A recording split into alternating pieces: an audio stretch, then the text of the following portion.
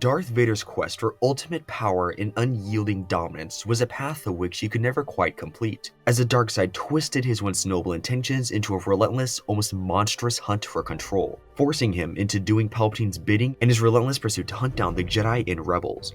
But when the galaxy fell silent and those Emperor's orders were subsided, what did Lord Vader do in his free time? As is usual on this channel, there is no single answer in canon or legends as to what Darth Vader did in these rare moments of free time, but interestingly, these answers are both very similar that I will combine them both to avoid repetition. Though he held immense power as a Dark Lord of the Sith, Vader actually had very little time to himself. Nearly all of his days were consumed with either hunting down Jedi and rebels or fulfilling the endless and often brutal personal missions given to him by the Emperor. But when the galaxy fell on temporary peace, Vader would retreat to the solitude of his meditation chamber, a place where he could finally lower his guard. Here he mourned deeply for Padme, his dead wife, which weighed down on him by regret and despair over her death. In his mind, he failed. He should have been strong enough to save her, but his power had come too late. Shortly after his transformation into Lord Vader, he even paid a visit to her grave, a final goodbye to the love he could never let go of. When he wasn't haunted by the memories of Padme, he often turned his focus to healing the intense burns he suffered on Mustafar, and his main priority of which were his damaged lungs, which were a constant source of pain and damage to his breathing.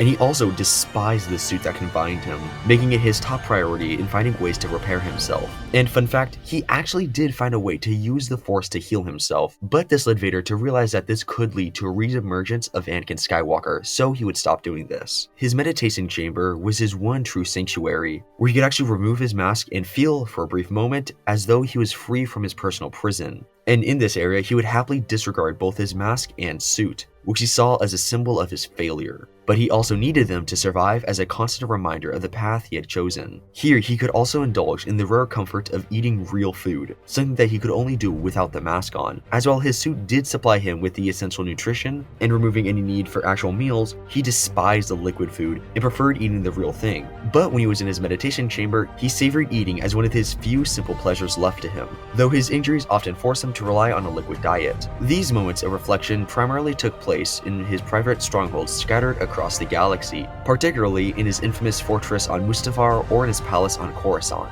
Thanks to his close alliance with Palpatine, Vader had an access to unimaginable wealth, and he acquired nearly anything he could ever desire. And while he could have used his money to do whatever he wanted within the galaxy, he often chose to spend his time honing in his lightsaber skills, which specially designed droids, which were programmed to withstand some of his fiercest attacks. He also had a castle on the remote world of Vijun, and here he took time to revisit his passion for mechanics, continuously modifying his personal advanced TIE fighter to reach his exacting standards or just for the sake of it. And while hunting Jedi was officially part of his duties, Vader also did it in his spare time, especially when it came down to tracking down his former master, Obi-Wan Kenobi, a hunt of which he deemed his highest priority. Another of Vader's few pleasures came in his private bacta tanks. As seen in the Kenobi show and Rogue One, these tanks allowed him rare moments of peace and released him from the confinements of his suit, and even gave him the opportunity of sleep, though his dreams are often plagued by the painful memories of Padme and his life as a Jedi. While the bacta provides significant physical relief,